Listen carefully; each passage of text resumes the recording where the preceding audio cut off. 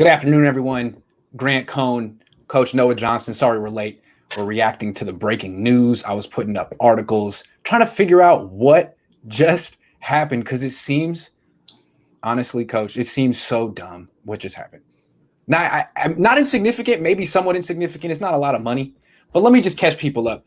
The 49ers, the NFL canceled the final week of 49ers OTAs and fined the team $100,000 and fined Kyle Shanahan $50,000 for breaking some rules. This comes after the Niners were penalized in rookie minicamp for breaking some rules. So they've broken rules twice this offseason, and now they've been fined. And that last week of OTAs where Kyle Shanahan said he just kind of felt like the team didn't need any more work. Well, yeah, it's because the NFL canceled it. What do you think of what just happened? Well, let me ask you a question. Who's widely considered the best coach in the NFL? Bill Belichick. How's he doing with rules?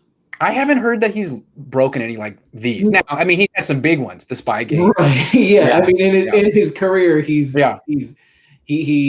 kind of looks the other way with rules. I think in coaching, I know on my level and on the next level in college, because I do have some connections there. I mean, it's not uncommon for coaches to break rules, and for the most part, you don't hear about it because there's this unwritten rule where like we all know about it, but no other coach ever rats on, like, you don't tell on it. Like we look at it and we're like, why? Like, I wish I could do that, but nobody ever tells on it. It's like if you're blatant enough and then get caught, which I think at this point, as I recall, Kyle got caught because they put the video out, right? Yes. They did it, right? So that was really negligence on their part. And to be honest, I'm sure they probably go a little bit beyond the rules in camps, like in those OTAs, probably a little bit like all around. It's just a matter of like, are you putting your own videos out? Are you going to be that negligent to get caught? And then the other part of it to me, like, which made it bad, was relevant to what was going on with the injuries. They just got, prior to that, what happened, they had 2 injuries. And then you get hit, and then you get caught with violating was it camp guidelines for being essentially too physical in camp? Yes. Which made it look really bad. And then he lied, right? Which was right. He's like, yeah, I just wanted to give him a break. And, if let him go home. No, the NFL said shut it down. Exactly. So I'm not giving Kyle an out. But it's not uncommon for coaches to go beyond the rules, and look at Bill Belichick. Does it all the time. Okay, but let me just make a distinction real quick. It seems to me that Bill Belichick he's a known cheater, but the ways that he cheats are like, he's like going off the top rope. I mean, he's really inventing ways to cheat, right? Yeah. Like very high. And I'm not excusing, it's terrible. But this, I mean, I'm not saying he's cheating. It's not even that he's cheating. Like, what advantage did you get? I'm not saying he's cheating. It's just, to me, you don't have to be smart to follow these particular rules. And Kyle Shanahan is very, very smart. I'm not saying that he's dumb. It just seems to me that he's careless. That's what's happening. Do I think that he came into the offseason, he's like, you know what? We're going to push the envelope and we're going to get fined. And I don't care. I'm trying to set a tone. I don't think so. Maybe some coaches are like that. Some coaches come in like willingly trying to cut corners. I just think that Kyle Shanahan can be careless. Yeah, I mean, it could also be that the DB coach decided to go there, and that Kyle didn't know about it until after, which still falls up because it's still, everything filters up. It's still Kyle's responsibility. So it could also be that too, where the DB coach had them doing that, and then the DB coach was unaware, or the DB coach was careless, and then it filters up to Kyle being careless because that's on you, because you need to make sure your coaches understand what they can and can't do. But it wouldn't surprise me either that behind closed doors maybe he chewed their secondary coach out. Like, what are you doing now? But exactly, it could be. It just seems like it should be very easy to follow these rules. You could hire someone, give them like $100,000 a year to make sure that these rules are followed, because there's really no percentage in breaking them. No, it is easy, but it's your coaches always want to coach and always want to coach. We always want to coach more. So like when we're given opportunity, like, all right, so this was it was Diamador Lenore, right? So Yeah. like, so basically this coach got his hands on a new tool, right? And when when coaches get new tools, rookies, like we get excited, like, oh, I want to let me see. It's like getting a new car, right? Like, oh, let me see what you can do. Like you get your new car the first weekend, and Yeah. I don't know, you're following the speed limit, right? So you want to see what he can do, right? Oh man, he's Diamador is pretty physical on tape. Let me see what he can do right here. Let me see. That's fair. I just feel like Kyle, man. Here's one thing I want to say. If I were Jed York, I would make Kyle pay the whole $150K. It's not. No, it's not. It's not. I'm saying it's common, but I'm not saying it's an excuse either. Like, yeah, you get caught, you got to own up, and you got to own up to it. I mean, if I were Kyle, I would offer to pay the $150K. Be like, Jed, man, this is on me. I should know better. I don't know what happened. I mean, it just got away from me. It's definitely not something I would ever let happen again. Let me pay for this. Don't worry about it, baby. That's on me. That's what I would do. From my perspective, even being coach, I looked on it as because the timing of it and what happened with the injuries, it just doesn't look good when you're having players get injured in the off season, and then you have a violation for training camp violation for procedures, and then it makes you think, well, if they violated that, what are they doing something different that they shouldn't be doing that's maybe causing these guys to get injured? Sorry if I look like I'm distracted. I was just looking up the NFL's official offseason schedule just to make sure, because I put out that basically this means that Kyle Shanahan lied, because we asked him about here's the timeline. School and Devarius Moore go down on the same practice. Kyle Shanahan seemingly shuts down the rest of the spring practice. Right. We ask him why, and he's like, well, we've done everything we want to done, and this we want to do, and this was a downer, so we just let him go. He didn't say anything about the NFL canceling practices. Now we learned that the NFL canceled the practice. It wasn't just like a thought he had. And so I was like, does this mean Kyle lied about something he really shouldn't have lied about? And Eric Crocker, who I respect, who played in the NFL, was like, no. Like, there's a week of OTAs after minicamp that's what they're talking about. And I just went on the NFL offseason workout program and looked like there's no official OTAs after minicamp. You might be able to work with some young players, but it's not called OTAs. The final week of OTAs is before minicamp. I was showing that to Eric Crocker on Twitter. He read it and was like, yeah, based on this, Kyle Shanahan for sure lied. So it's looking like Kyle Shanahan made it seem like he canceled practices when really the NFL canceled practices. Just a silly bad look. I gotta be honest with you. Yeah, I got to be honest with you. Even prior to this, knowing this information, I kind of thought Kyle Shanahan was lying when he said that. I thought it was pretty obvious that the NFL canceled it on them. I thought maybe Jed canceled it on him. I was like, there's no way Kyle did this on his own. Maybe Jed was mad because the guys got hurt. No, the NFL was like, whoa, what is going on in Santa Clara? And is Kyle turning a new leaf, right? Because normally he's pretty forthcoming with things, right? But yeah. I guess maybe in this instance, because if he didn't lie, he would have to take blame. So he's like, no, I just wanted. I plead the fifth. Yeah, but I mean, he should have just been honest and be like, listen, we got fined, and would have been he's going to take more heat now from everybody for lying. Yeah.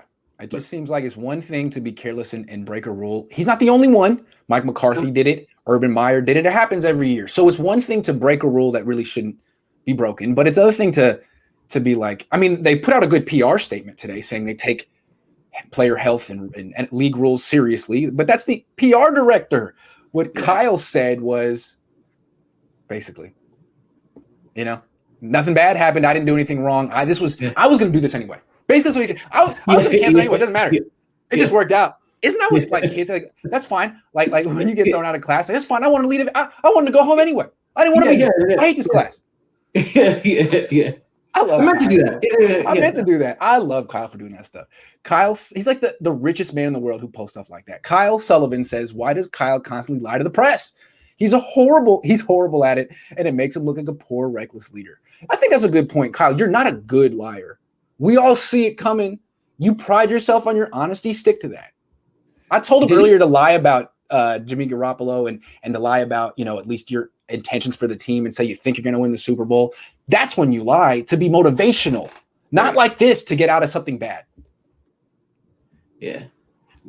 I forgot who did an analysis of remember when John and Kyle were talking about the upcoming pick in the draft, and people are analyzing body language, and they were saying that Kyle is the better liar because Lynch was like fiddling. Oh yeah, Lynch is terrible too, man. He starts going like this. Yeah, he's like, oh, I gotta say something.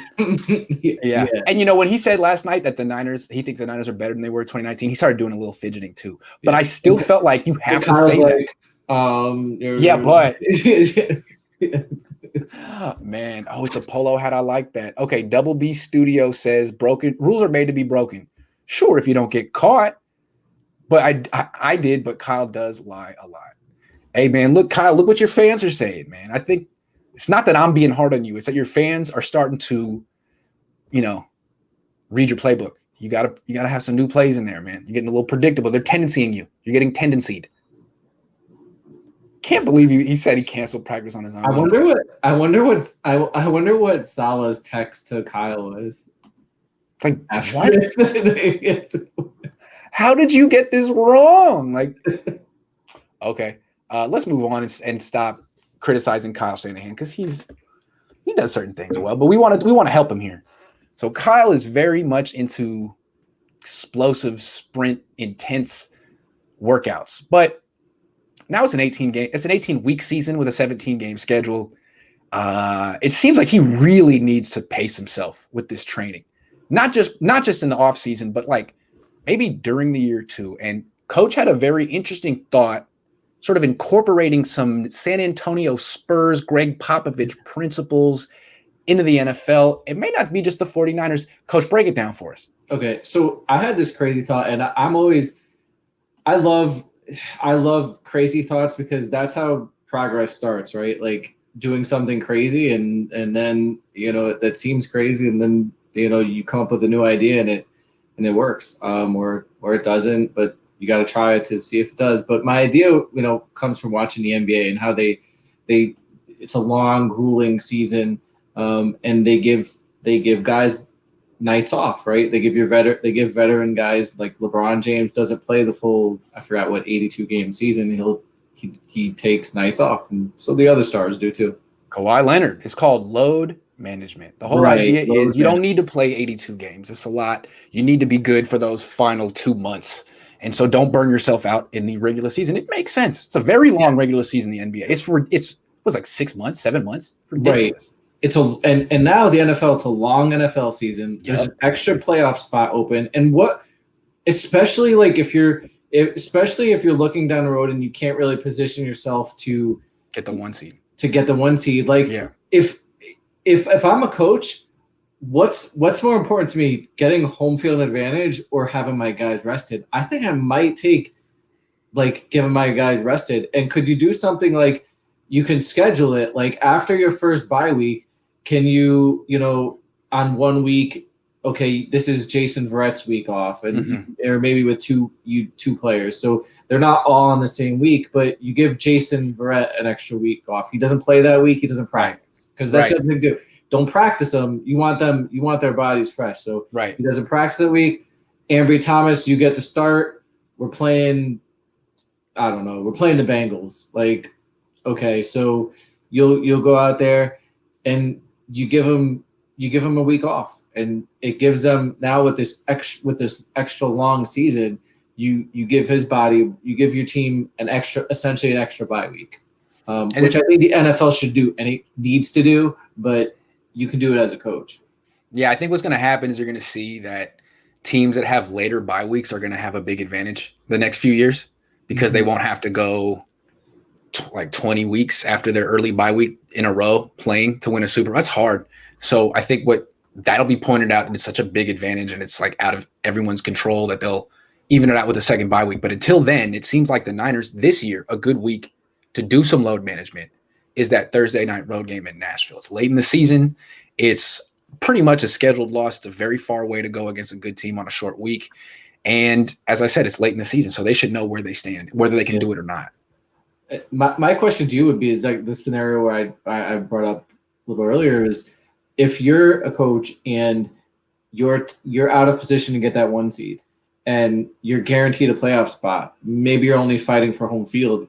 Would you rather give your team rest for home and maybe possibly lose home field or try to get the home field? I mean, it'd be tough. It might be. I don't know. I mean, you'd say like it'd be unpopular with your teammate to your team to take them out of contention. Santa Clara ain't CenturyLink Field. No, it's really not. They were. What was their record at home last year? They're like 1-7 at home last year.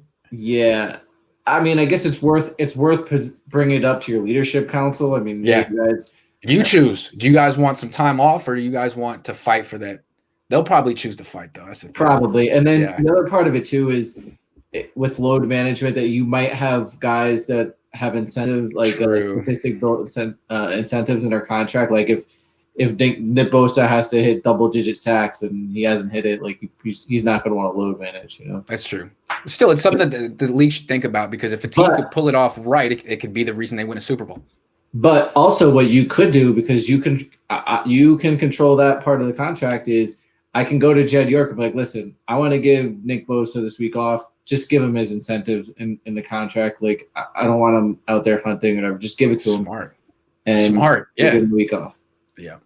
So that's something the Niners can think about. They're going to need to have to go outside the box to fix this injury issue. But fortunately for them, the NFL has their back and is imposing sanctions. So thank you, league office. It'd be so funny if the injury issue goes away this year. You could always lie and be like, why are you giving Jason Verrett off? Oh, the NFL told us he can't play this week. Yeah. Or his stomach hurts. Yeah. Do you think Javon Kinlaw will have a breakout season this year? Yeah, I think he's on schedule. I think if you look at, I tweeted about this before. If you look at defensive tackles in the past, they don't always just jump out in the first year and have great. Chris Jones didn't. Chris Jones, Warren Sapp's first year he had 3 sacks. Ooh. Like Chris Jones, the Stephon Tuitt, Cameron Hayward, like those guys both had, I think, 1.5 and one sacks their first year. I think maybe one of them had 2 sacks in the second year too. I mean, so it's players do develop, and especially defensive tackles. Like, not everyone's going to be Aaron Donald and come out to shoot and just be a monster. I think he's in a prime position to really have a good second year, and I think he's shown flashes. It's not like he hasn't been impactful. And after watching some tape, remember what you used to say about Buckner, about how when Buckner was here his last year, they would use him in the 1 tech, and he was always taking on double teams. That was Javon Kinlaw, and if he was at the 3 tech, Salah was stunting him and stunting him to take on 2 blockers. So it's hard for him to accumulate those rushing. Very interesting. He was doing a lot of stuff. Like, remember in his last game he played in was Dallas, and Armstead got his sack because Kinlaw did a Justin Smith and took the guard with him, the guard and tackle with him, and he was able to come around. Like, that was on, and you could see Kinlaw celebrates it because he knows he was the one that created the sack. So what you're saying is, on a base down, he could be your 3 technique, but when it's time to rush the quarterback on 3rd and whatever, he's best suited in the A gap, and he's a load. I think, he can. I think you got to let him single up. That's the thing. It's like, not every defensive tackle is going to be able to go out there and beat double teams. I mean, Aaron Donald could do it, but Aaron Donald's like a freak. Like, and I think giving Nick Bosa and Samson Ebukam will give some of those opportunities where he's got to get singled up, because attention is going to go to Bosa. If you can kick Armstead inside now, more attention is going to go to Armstead, because Armstead's a different pass rusher when he's inside compared to when he's outside. He's harder to deal with. And then just the other part of it is just player development, and just he's got to learn to use those long arms of him. Here's what I've seen from Kinlaw, though. Like, if you were to put him in the B gap on a 3rd and medium, it's the same thing as like in the one-on-one drills in training camp.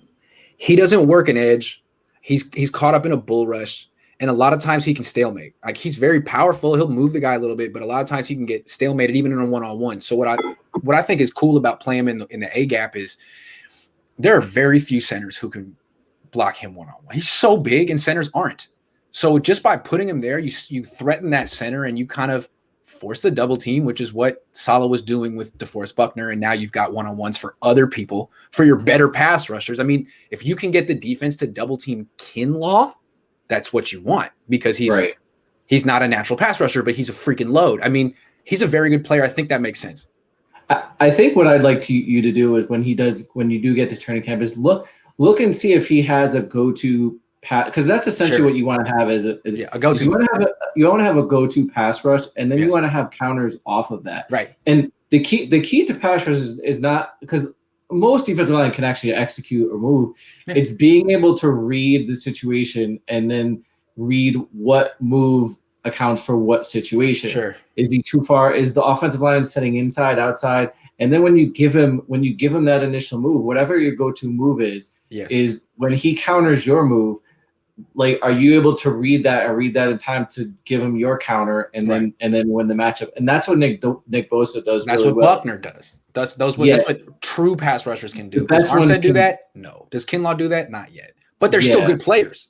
No, right. Because you just don't want to get, like, as a pass rusher, like, you don't want to guess. You don't want to be like, all right, well, in this down, I'm gonna swim move him, and it's not going to work unless the offensive lineman gives you that low shoulder. If you're just guessing, then it's just pure chance. Yeah, exactly, and you won't put up the numbers that someone like Bosa or Buckner would. Correct. So Kinlaw, he will definitely benefit from Bosa's return, and I do think that his presence in the A gap, while he may not rack up numbers, could help others, which I made that point for Buckner as well. So he doesn't necessarily have to put up numbers to make an impact, and I'll be watching the film and point it out if he does what Buckner did. Yeah. Because I think they clearly wanted to replace that function that Buckner had in the third down off defense. And, Kinlaw is even bigger than Buckner. I mean, he's very hard for a center. And he has longer arms than Buckner. That's true. He has longer arms than both Armstead and Buckner, and both those guys are 2 inches taller than him. That's true. All right, final topic of the show.